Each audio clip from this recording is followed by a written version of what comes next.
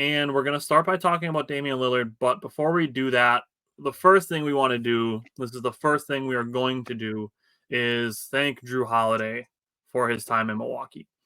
And my big thing, and people are like, oh, this is horrible timing with him saying he wants to be a Buck for life. And I'm sure that came up because people were asking him, are you seeing the rumors about the Bucks and Damian Lillard being interested? And what do you think about that? Because, and the amount of people that didn't know this is shocking to me. Chris Middleton was never going to be included in this deal. Right. Because he was signed and you have to wait 90 days. So that wasn't going to happen with Chris Middleton. So Drew Holiday was the one that was going to be included. Now, what I would say with Drew Holiday is if it gets to a point where, he's done, he's ready to retire, I would like to see him sign like a one-day contract back with the Bucks and retire as a Milwaukee Buck. That's how I feel about Drew Holiday. But for me, the fact of the matter is that, first of all, Drew Holiday was absolutely the catalyst for the Milwaukee Bucks winning their championship. Yep. That deal took them from contender to champion. There is no other way around that. He is obviously part of the Valley-Oop. He was part of our defense throughout that entire playoff run. Drew Holiday was the catalyst of the 2021 championship. But, and this is a bittersweet trade to lose Drew Holiday, so this is a sad but. The fact is, Drew Holiday did not play well in the 2022 and 2023 playoffs when we really needed him the most, honestly. Because in 2022 playoffs, Chris Middleton was hurt, and that Boston series, we were begging for anybody to help Giannis offensively. And then last season, Giannis missed a game and a half when he fell on his back, and we needed Drew Holiday to step up again. Chris Middleton did his part. We needed Drew Holiday, and unfortunately, he just didn't perform to the level that we needed him. So that's where I'm at with Drew Holiday. Absolutely love him. He will always be one of my favorite Bucks because of the contributions he made while he was here and the way that he played. Absolutely loved him for that. So well said, first of all. For me, I loved watching Drew's growth. We knew that he was a great defender. We knew that he was versatile on offense. He was always an underrated player, still the most underrated player in the NBA. I will still always believe that. The guy can score from the post. He scores with both hands. His step-back jumper, chef's kiss. In the league, his step-back is so good. Yeah, it's gross. He set an NBA record for the longest span between All-Star appearances, so that was awesome that we got him there. Yeah, that was cool. He is part of the best play in Bucks history. I still watch that play on replay for 10 minutes at a time, just to relive that moment of being champions. But like Tyler said, we wouldn't have this hat. I wouldn't have spent $37.99 on a hat without Drew Holiday. Drew Holiday's, yes. I have the T-shirt as well. I have a little picture up there with all the signatures of the Bucks who are champions. He gave us so many great moments. I remember the Boston series, like you were referring to, where he got the steal from Marcus Smart, and we stole that game 5 on the road. That was a great game.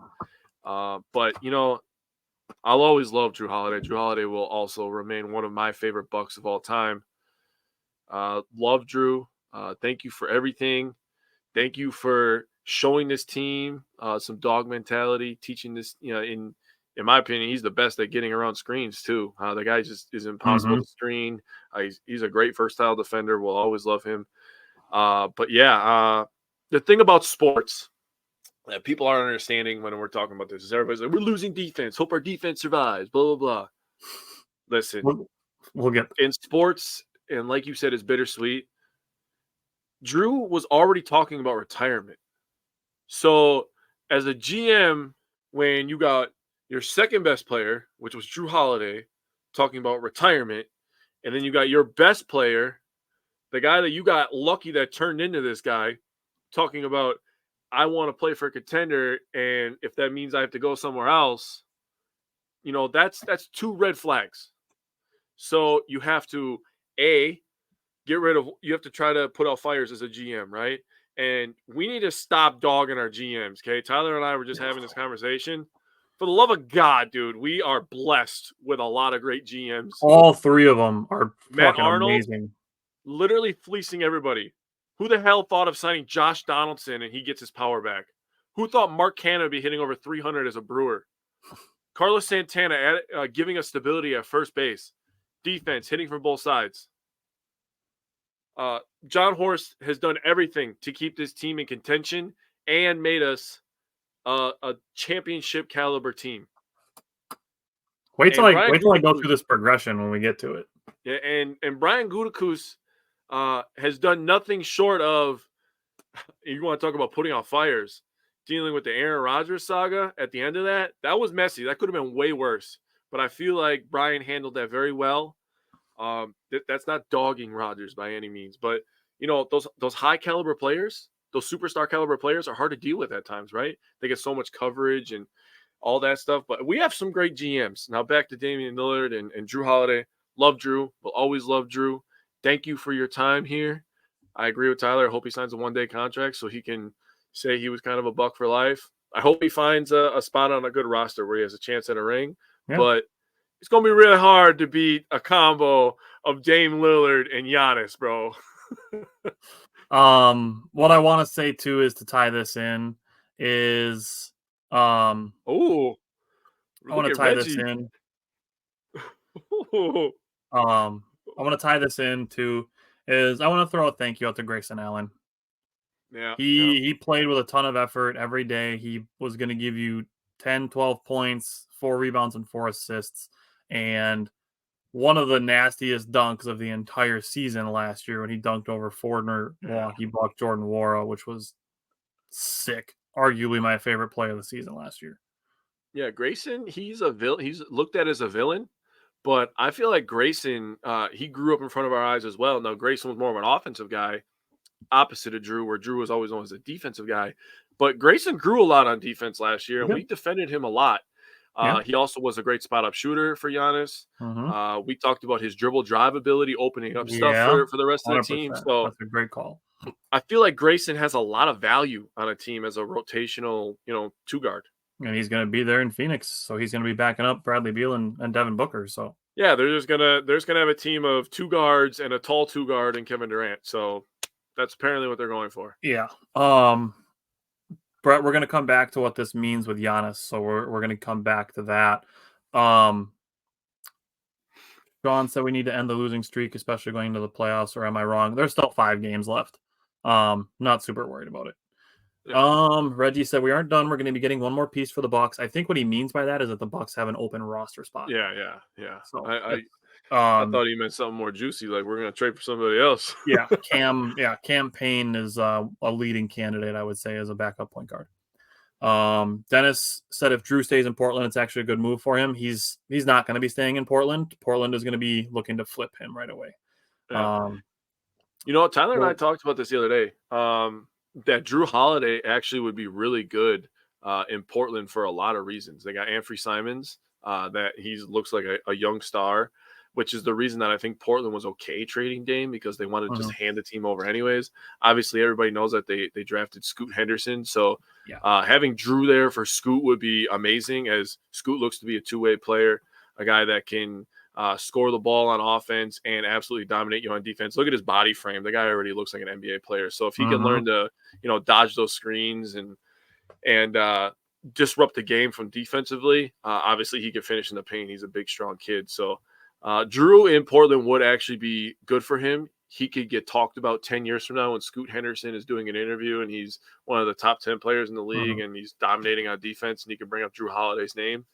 But that's just going to make us think about the back-to-back championships we're about to win. So, Josh, we gave up Drew. He said, what did we even give up for? Sean said they need to get momentum to do anything in the playoffs. I don't think they need to have a winning streak going into the playoffs. Like, sure, it would just be nice to have more wins overall, but honestly, as far as momentum is concerned, I would actually rather knock the Cubs out of the playoffs in that last series more than I would like prefer going into the playoffs on a winning streak. I don't really think that's a super important thing. For me, the more important part of it going into the playoffs for the Brewers would be just being set up the way you want to be set up with their pitching. And I don't think it's going to be a thing where, like, say they lose 3 out of the next 5, that they're going to just continue losing. Like, we've seen them snap out of streaks in a big hurry. Yeah. With the Brewers, I mean, like what you're saying, the thing has always been runners in scoring position, right? Holding teams under 4 runs. The Brewers pitching staff is dominant. If you haven't, there's a great article that came out last week, actually, on MLB.com about how dominant our pitching actually is. So go check that out if you're interested in that stuff. But the Brewers pitching is not going anywhere. Their ability to dominate at home is not going anywhere. Yeah, which is getting healthy. Yeah, Yelich is starting to rake a little bit again. So if the Brewers hit with scoring position, keep getting on base, doing what they've been doing, playing good baseball, letting the pitching carry them, they could beat anybody, really. I mean, besides Atlanta, because I think Atlanta's just we'll put a pin in this. We're planning to talk about this as far as, you know, what's coming next for the Brewers. We're going to put a pin in the Brewers. We're going to come back on. Dennis is bringing it up. Don't sleep on Middleton. Dame, Giannis as big 3. That is a massive big 3. And we're going to talk about this now because it's Dame time. It is officially Dame time. Holy shit. I put it to you. Is there a better duo in the NBA than Damian Lillard and Giannis? No. Not even close. Not even close. Not even remotely close. People, if I swear to God, I swear to the people up top, I don't care who it is, whatever you believe in, if I hear somebody say KD and Booker, I will lose my shit. It's not even close. Booker's not a top 10 player. No. Giannis and Damian Lillard are 2 of the 5 best players in the NBA. Dude, Bill, I'm telling you, dude. I was like, Tyler, I don't even know if I want to talk about anything else today, dude. I'm flipping out. Work, I just forgot everything shitty that happened at work today as soon as I saw the news. Jimmy Butler is shady as fuck right now. Part of me thinks that he's just kidding as far as Jimmy Butler goes. Okay, so no better duo than Giannis and Damian Lillard. Do you think there's a better trio than Lillard, Giannis, and Middleton? People are going to bring up Phoenix again. And personally, this is just my personal opinion. Don't kill me. You could be like, he's wearing a Bucks shirt. Of course he's going to say that. I think that the Bucks big 3 fits together better than the Phoenix big 3. And the reason is the Bucks have a power forward, or not a power forward, point guard, small forward, power forward. Whereas Phoenix is set up as shooting guard, small forward. Okay, now, what did I say last night? We were live last night, by the way, all you people that didn't join. We talked about the Packers. And I said, everybody calls it a passing league, right? But the running game still never went away. The importance of the running game is still there, still sets up play action. Running can still set up the pass. In the NBA, everybody talks about shooting threes and all this other stuff. The importance of having a dominant big man still never went away. And the Bucks have a dominant big man. That is the difference for me.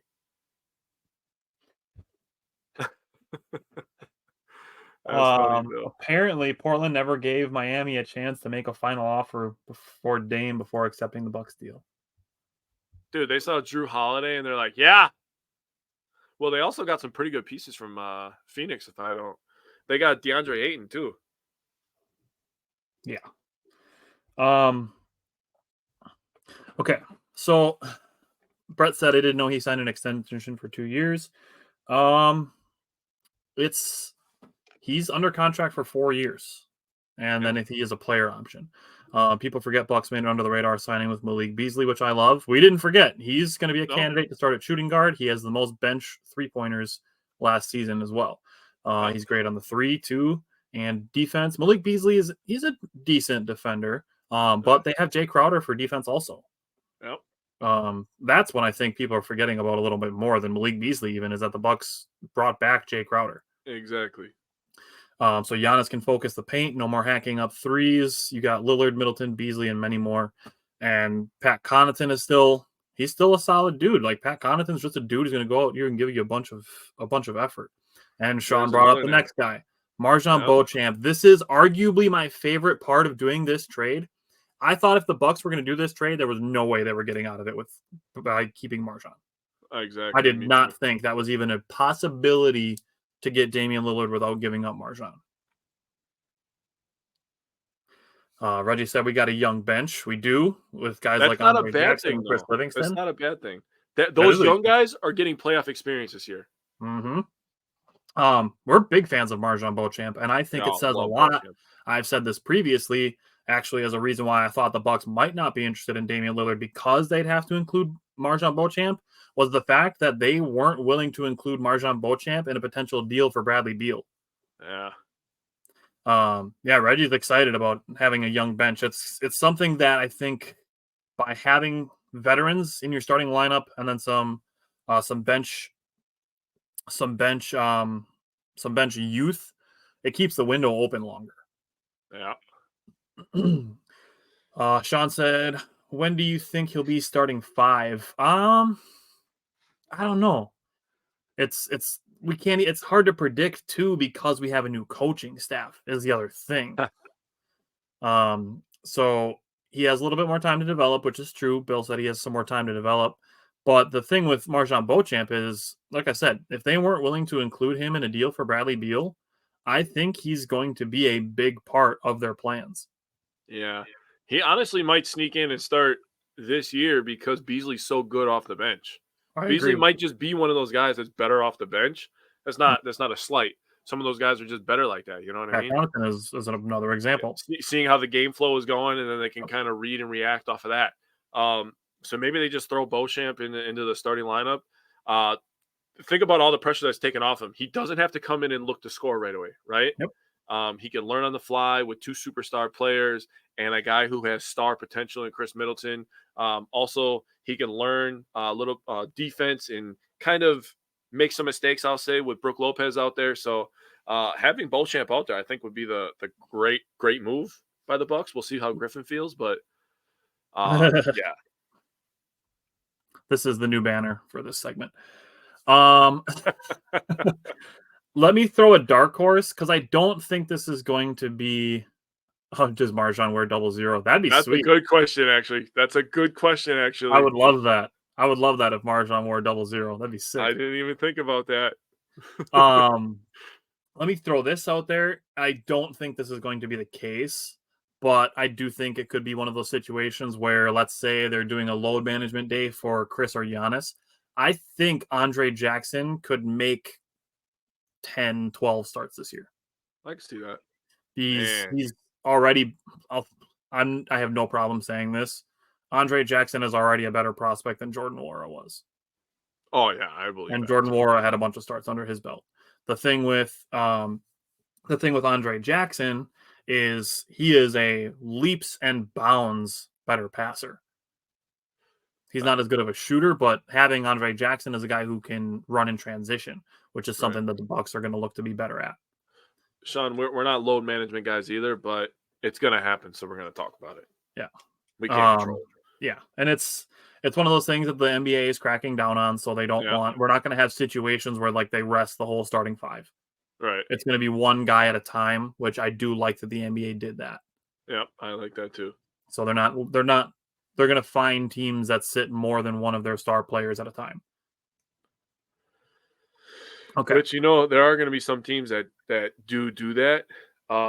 Are you ready to switch up and talk about maybe the effect that Damian and Giannis are going to have on each other? Not yet, because I have some things to say about Damian Lillard. All right, let me hear it. I'll add a little bit into it as well. I have some thoughts. So he's one of the best at points per possession as a pick and roll ball handler, which we like to see. He averaged 32.2 points last year and 7.3 assists. Damian Lillard's contract is 4 years, and I believe it's $216 million. He is also on the Supermax. Yeah, so him and Giannis are on the Supermaxes. Chris is on, I think he's like just under the max. Yeah. And then Brook Lopez is 2 for 48. I love that, actually. Freaky hours. I like that. Unseen freaky hours. That's what Giannis has. Lillard is a 37% three-point shooter. His offensive rating last year was 126. That's ridiculous. Yeah. And then my biggest thing, this is one of the things that I come back to a lot when we're talking about potential additions to the Milwaukee Bucks. Damian Lillard shot 91.4% on free throws last year. The Bucks as a team last year were like 65-70%. And yes, I know that Giannis has a lot to do with that, but Damian Lillard can now offset that. Drew Holiday was a good free throw shooter. He was in the upper 70s kind of area. Damian Lillard is with Chris Middleton in the upper 80s, low 90s. That is huge. Yep. That's going to be some aspect of this that's not going to be talked about a lot, is Damian Lillard being a 90% free throw shooter. Okay. Last thing before we talk about how this affects the Bucks and Giannis.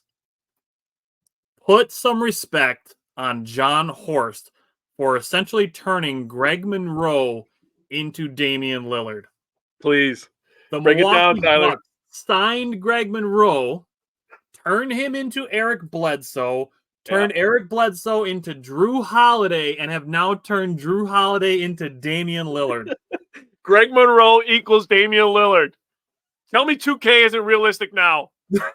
Reggie said, crown that man. Put some respect on John Horst. Let's go.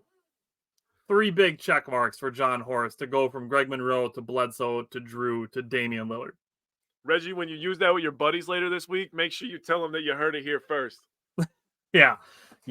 I'm going to have to put a graphic together for that, because that is some next level shit to go from Greg Monroe to Damian Lillard in 3 steps. Yeah, he literally just won GM of the Year. GM of the Year. Right now. The season didn't even start. Brett said, I remember being hyped for that move. I was excited that somebody that was hyped coming to Milwaukee. He said I was excited when Carlos Delfino was hitting shots. Dude, I love me some Carlos Delfino, baby. Carlos Delfino. Yeah, we'll have to revisit drafting our favorite Bucks by the jersey numbers. Barry asked for any updates on Aaron Jones. He is officially listed as questionable. Yep. So is Jair, and so is Christian Watson. Yep. All right. So now the next question is, Baldhead Charlie, what does this mean for Giannis Antetokounmpo? So what are your thoughts on this? Because I have a couple of very specific and also some very loud points that I would like to make. So the thing that people don't talk about enough is, well, and everybody should know this, and the thing that's going to be the biggest thing for Giannis is Dame is a closer, first and foremost. So in those tight games where we need a big shot at the end, we obviously know that we used to give it to Chris Middleton. Now Chris Middleton's coming off a screen. So good luck with that. 100% he's staying in Milwaukee. If this move doesn't scream like, Giannis, we love you, please sign the dotted line, I don't know what else does. Dame is a shooter. He's a big-time shot maker. He's a closer. We all seen the highlight. Bye-bye. I mean, dude, the guy... That guy's on our team now. Yeah, that guy's on our... Dude, I was watching Damian when you had to drop your daughters off. I was like, bro, I got to watch some Damian Lillard highlights now. And I'm like, I got to watch this with Giannis running down the middle of the lane. That's not fair. So I have to watch the All-Star game from last year when they played together. I know, dude. Somebody posted a video and said that Giannis knew what he was doing. That's what Jimmy Butler wants him tampering for. He drafted him number 1 in the All-Star game. It's clear tampering. But yeah, he's a closer. Like I said, he's a big time shot maker, and he's an underrated playmaker in my opinion. So there's going to be a lot of alley-oops this year. I feel like Giannis is about to up his assists by at least 1 or 2. Damian Lillard might get another notch on his assist number. Chris Middleton, here's the thing about that. If they still want to do the Chris Middleton and Giannis pick and roll because they have such camaraderie together and they understand where each other's going to be, now you have Damian Lillard coming off ball. What are you doing with that? I mean, you're screwed. So what this means for Giannis is he gets to save his body a little bit. He doesn't always have to crash into 5 or 6 people because you're staying home on Damian Lillard. Let's be honest. Yeah. And the guys can shoot from 30 feet away consistently. Yeah.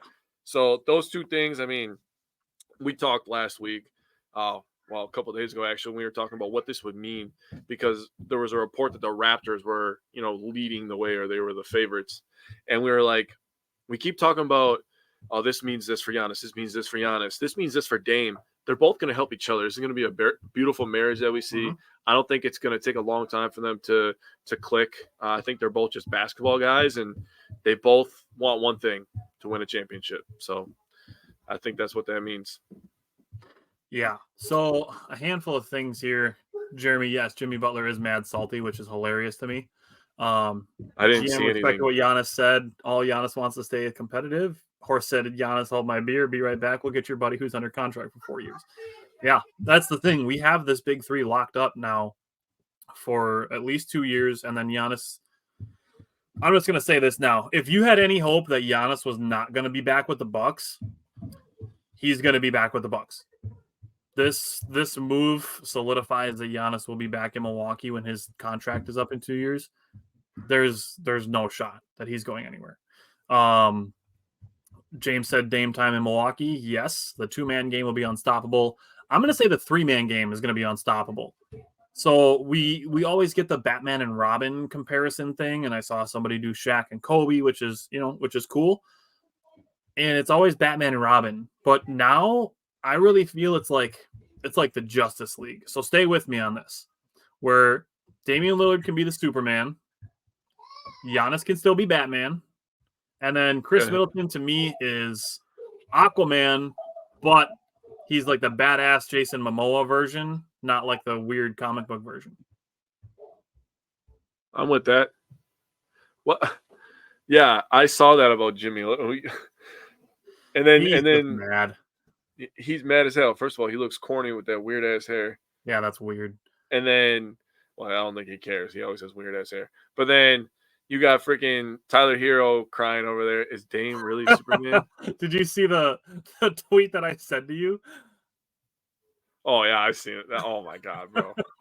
Is Tyler Hero really mad about a player saying that he was going to play with one team to go to another one? James, I'm glad that you're here. I really want to get your opinion on this since you're a Celtics fan. How does this make you feel about 2 superstar players in Milwaukee? I mean, Damian Lillard feels like a perfect marriage for Giannis, honestly. Reggie said he's an island boy. Dude, he looks like that. That's a good call, Reggie. Oh, shit. Oh, now the okay. I wanted to go back to one thing that Bill said. Where did it go? Oh, here you go. He said I'm ranking this up there with Reggie White as far as Wisconsin sports goes. This might be a dialogue, right? Like this one, I'm going to sit back and think about this. Whether it be signing or trades, like it's up there with Reggie White. And if they win a championship, then I'll put it up there even. And if they win, say, more than one championship or go to a championship and lose one and win one, like it's going to be above that. But just on paper, right now, like the day of the trade, it to me is already on the level of the CC Sabathia trade. It's that big of a deal. Oh, boy. I don't like being put on the spot with this. I usually like this, but Reggie White, though, that's tough because, I mean, obviously I was not even born for most of it, but then I was like 3 years old for some of it. But the thing that I'm thinking is Reggie White and Brett Favre turned the Packers franchise around to what me and you have grown up and known, right? So the Bucks have been contenders for 5 years now, and they've done a great job, continuing to improve, continuing to remain championship favorites. I don't know if I put it up there at Reggie White just because of the impact of it's hard to turn a franchise around. And Reggie White is one of 2 best defensive players of all time, him and Lawrence Taylor, right? Maybe Deion Sanders you throw in there, but I would say it's in the top 5. Yeah, it's for sure in the top 5. Your dad said Middleton is not close to the young, healthy Middleton. He doesn't really have to be. And he really, if you think that, he still had 24, 6, and 6 in the Miami series. He was, I'll say it, our best player in the Miami series. Giannis was hurt, so that's obviously a factor. But, I'll say it, as far as the series goes as a whole, Middleton was our best player. And I don't want to do this because I don't want to kick him when he's down, but Drew Holiday really didn't answer the bell, and we needed to against Miami. Even more so against Boston. And some of that was on Bud with his rotations and stuff, and I get all that. But when you're in, I don't want to bring pay into this, but when you're paid like a guy and you're talked about as a guy that plays defense, and Jimmy Butler's out there cooking you for 56, and we're blowing big 4-quarter leads, it's hard to not forget that. You know what I mean? I'm gonna pull up Drew's playoff stats. Here. So, and again, we're not trying to dog Drew because he did bring us a championship, and we love him for that. This is rough though. It's so in and again, we started this off by saying thank you to Drew Holiday, and we love him. But this is the fact. This is the facts right here. Against Miami in 2023, his percentages: field goal percentage 40, 3-point percentage 28.6. Free throw percentage 69.2. Against Boston the year before, his free throw percentage was great. He was a 95% free throw shooter, but field goal percentage 36.4. It's not good. 3-point percentage 30. Also not good. Those were the two times in the playoffs since the championship that we needed him the absolute most. And unfortunately, we just didn't get what we needed from him. And he had a great regular season last year. Last year. He was an all-star. His postseason, it just didn't translate, and that's when we needed it. Yeah, and that was the weirdest part is we were going into that Miami series thinking like, man, there's no way that Gabe Vincent is giving Drew Holiday fits, and sure shit, he was.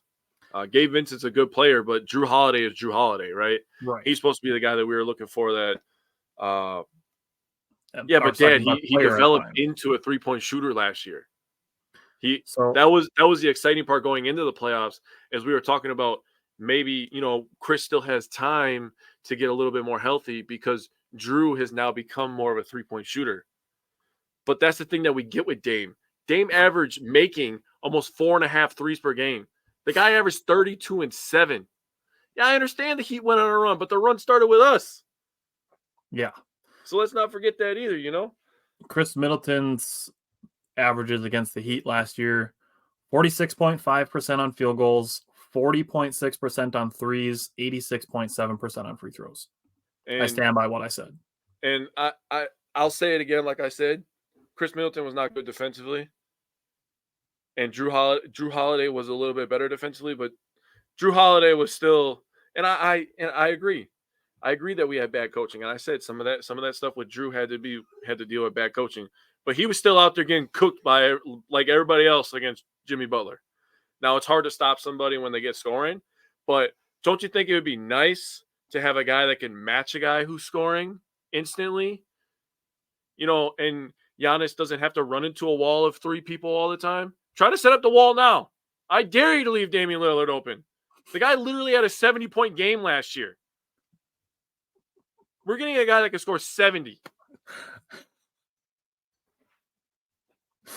That's exciting. Yeah. I agree, Dad. But yeah.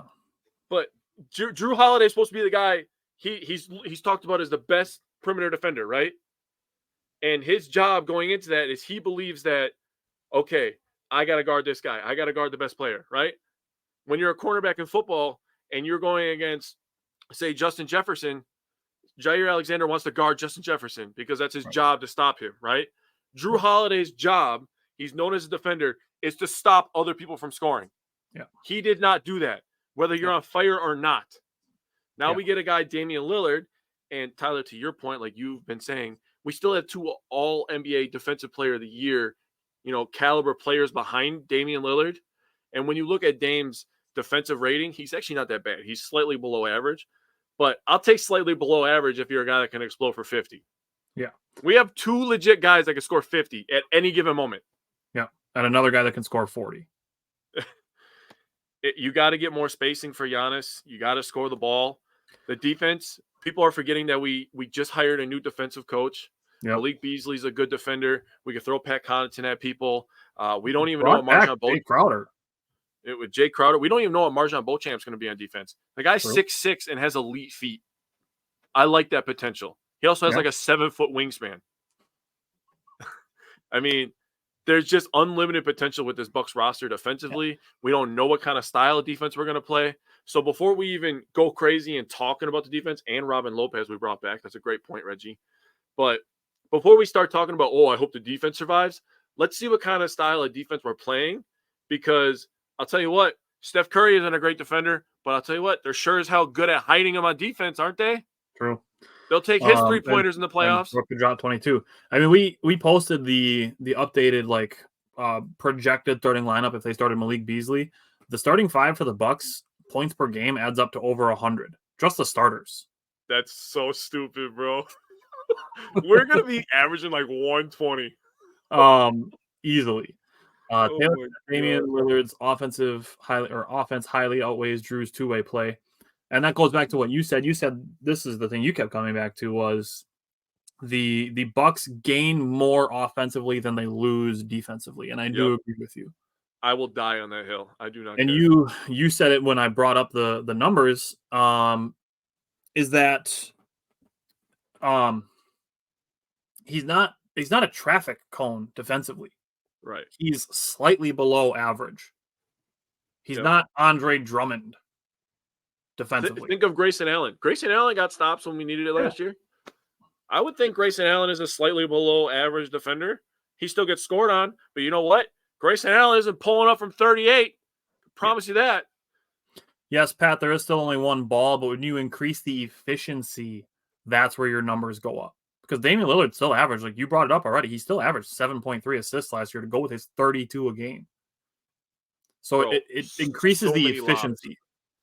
Bro, the thing that I keep coming back to with this, you get to use Chris Middleton as a spot-up shooter. I know, that's so stupid. And it's not Drew Holiday handling the ball and you know he wants to pass, but he can shoot a little bit. It's more like if Damian Lillard's inside half court, we have to be face-to-face with him. Bro. And then you have one of the best screen and roll players with him, and you can camp fucking Chris Middleton in the other corner, and you can't leave him. So listen, bro. You just gave me an idea, right? So the Bucks are just getting past half court, right? You have to guard the guy who's dribbling the ball up. It also only takes one step for the other guy to get to the rim and dunk it. So basically, you're screwed. Yeah, and that's the thing, Brett. If people are going to try to put the wall up on Giannis, you can put Middleton and Lillard in the corners. I dare you. I dare you to do the wall. I dare you. Do the wall. I dare you. Oh, man. That's going to be nuts. Chris Middleton can get on fire and score 20 straight.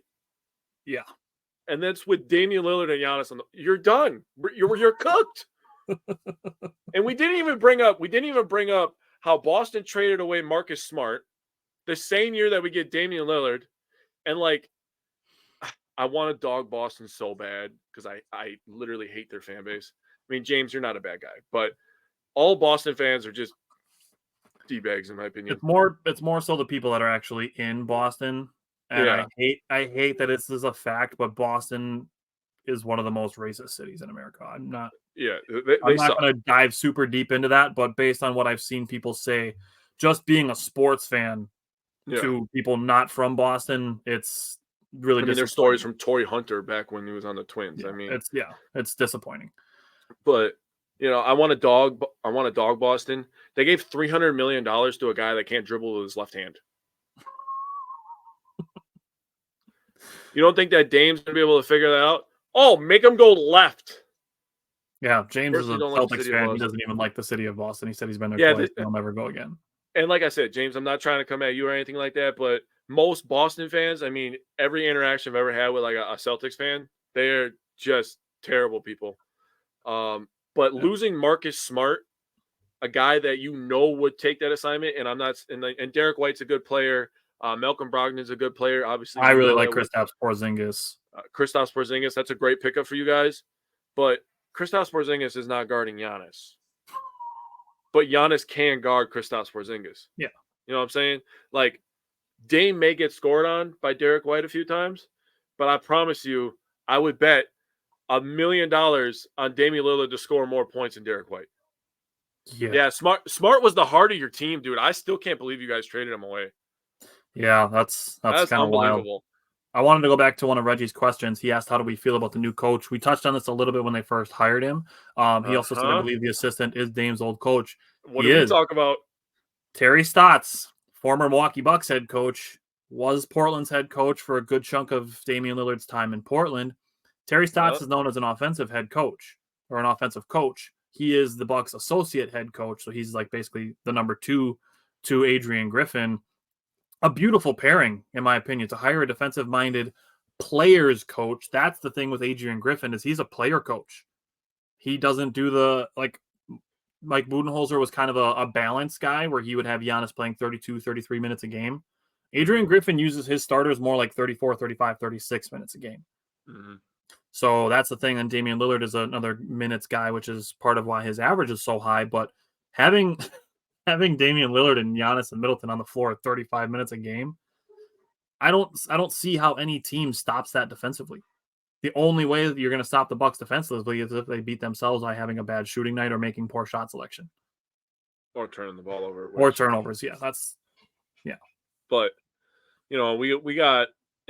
we have a young bench, but we don't have young starters. We have guys who are champions, guys who have won MVPs, Defensive Player of the Years, scoring titles, guys that have won 3-point contests, right? Tons of all-star games. Guys that could dunk on your entire city. So, I mean, we got everything in our starting lineup.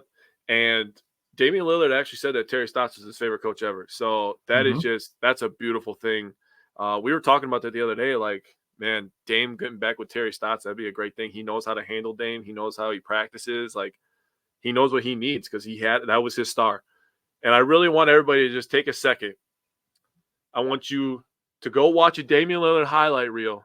And then I want you to sit back and think about that guy being the second best player on your team. And let that sink in. Please.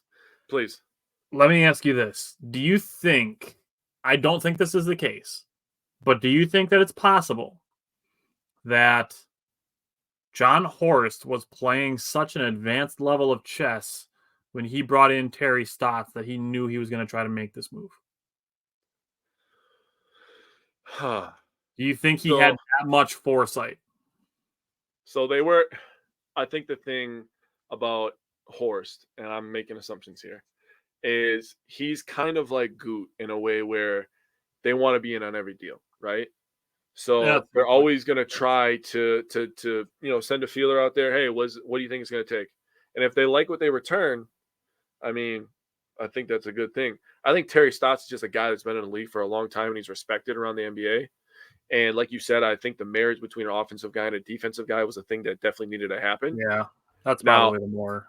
After they failed on Beal, because they were trying to go for Beal, after they failed on Beal, I still think that Horst knew that he wanted to get a guy that was offensive-minded because like the coaching, offensive and defensive, I think he wanted to pair an offensive superstar with Giannis, who is a two-way superstar and can affect the game in all ways, right?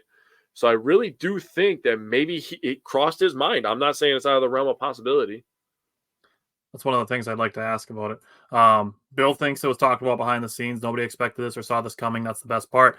I don't know. I had a suspicion that this was possible. I wrote an article about it last week, actually, that it was reported by, I forgot who reported it. I don't remember who reported it. It might have been Mark Spears, but it was reported that there was it was Mark Spears. It was reported there was a mystery team in the Eastern Conference who was in contact with Damian Lillard. And my thought was the only two teams that it could be. Yeah, thank you, Josh. The only two teams that it could be were the Bucks and the 76ers. Those were really the only two teams that made sense other than obviously Miami, because it wasn't going to be Boston because they were already mentioned by name. And Toronto just didn't make sense. Toronto was basically Portland of the Eastern Conference. And my projection for the trade was really close too. I just didn't have it as a 3-team deal, and I had Marjon Beauchamp included in this. So to go back to what Reggie said, crown John Horst. He got this deal done without having to give up Marjon Beauchamp. Bro, he just got a top 75 player. We traded for a top 75 player in NBA history. Been a lot of players that played in the NBA. He's one of the 75 best players in NBA history. The guy pulls up from 50. The guy drops 50 whenever he wants. I seriously think we're about to see so many lobs to Giannis because Dame's going to be on fire one night, right? And the defense is going to be pushing up. Chris Middleton's going to start cooking. Bro, Steve, we said that too. Yes. And we got somebody with us. People are going to be pushing up, trying to take away the 3-ball because Damian Lillard's going to be cooking, and Giannis is just going to be right there, and he's going to have to do a 10-inch vertical to get all these damn lobs. Him and Brook Lopez, really. Lopez has been great at leaking to the rim lately. Yeah, that pick and roll is going to be wild. And Lillard is one of the best in the NBA at the pick and roll ball handling.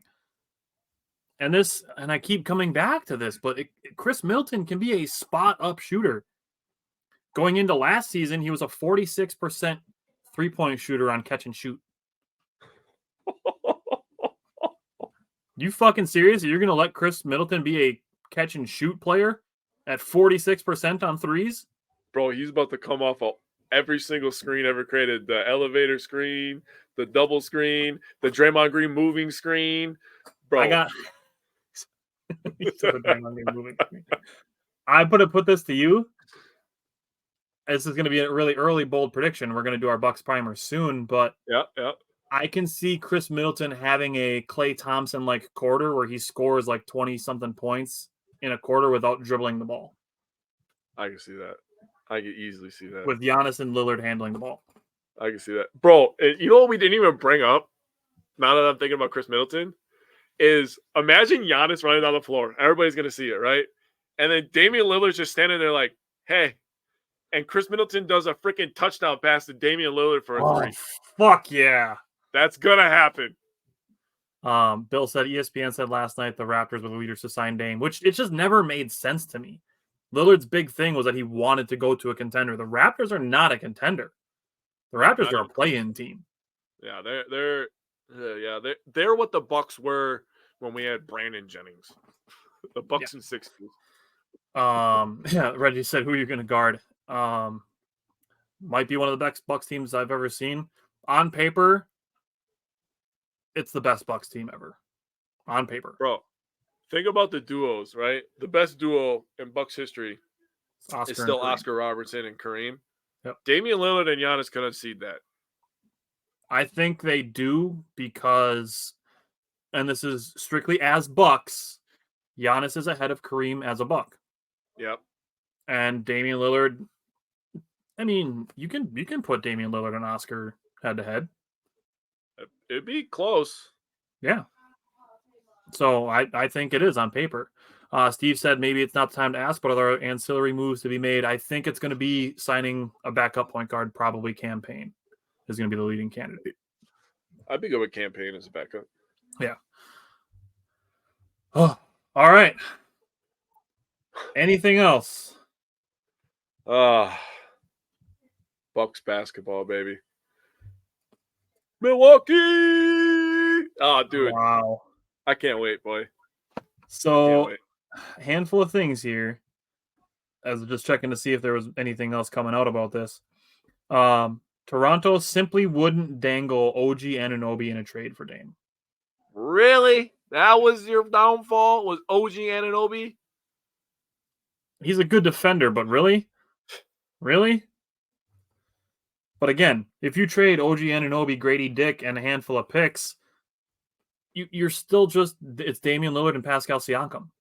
I still can't get over that ESPN headline, dude. Portland wants Dick. I can. You can't read that and not laugh, bro. That's too good. Steve said of those Toronto fans, also Jets fans. Maybe.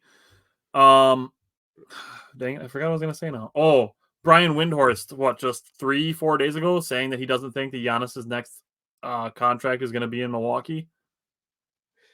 Yeah, I quoted that, and I quoted it at Old Takes Exposed for the freezing cold takes because, that's not happening. Yeah, he's staying. Yeah, his next contract is going to be in Milwaukee. It does so many things opportunistically for the Bucks offense. It's going to be so fun. Bill said it's so early to be stoked about Bucks basketball. It's really not. The season starts a month from tomorrow. So it's really not super crazy early to be talking about it. We're not even in week 4 of the Packers season. The Brewers are in the playoffs. I love this. It is a fantastic time to be a Wisconsin sports fan.